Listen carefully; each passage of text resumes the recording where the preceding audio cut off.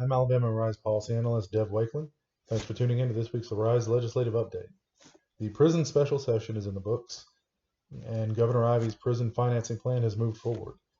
That prison financing plan uses $400 million of state American Rescue Plan Act money to finance a rebuild of a couple of the state's prisons.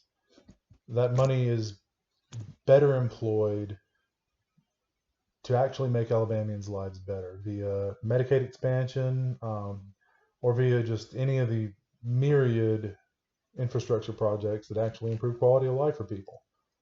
Unfortunately, it's been hijacked and diverted to prison rebuilds, to paper over the state's prior policy mistakes.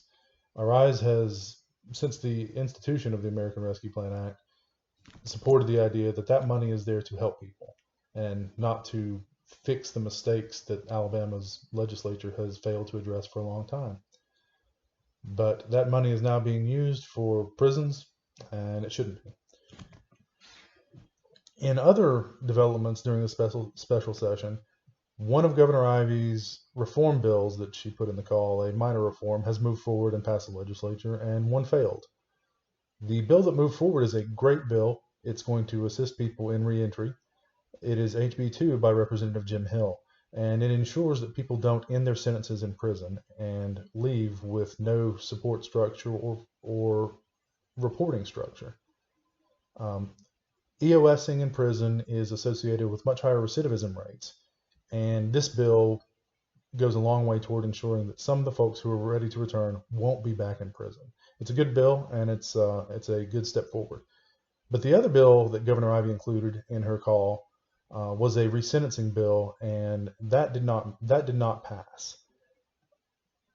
And that bill would have made sure that people who were sentenced under Habitual Felony Offender Act offenses that would not today be HFOA offenses would have an opportunity to move for resentencing under current sentencing guidelines. Unfortunately, that bill died. It would have helped between 500 and 700 people, and it would have alleviated a lot of strain on the state's prison system.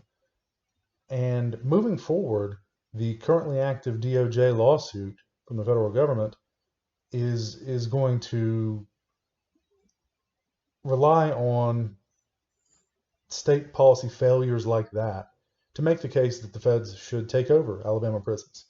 And complete failure to engage on meaningful sentencing reform is a major problem. We have seen this in the past with other bills on things like marijuana sentencing, and this bill itself, which moved last year in the regular session, but again did not become law. This sort of behavior from the legislature is just a further indicator that they're intentionally going to refuse to implement major changes that can actually help people in the state's prison system. When the 2022 regular session rolls around, Arise will continue making the case that substantial sentencing reform is an absolute necessity in reforming the state's prison system, and will continue making the case that federal aid dollars should be there to actually help people and not to paper over state policy mistakes. We invite you to join us. Please follow us on social media, on Twitter, on Facebook, and thank you for tuning in to this week's Arise Legislative Update. Thanks.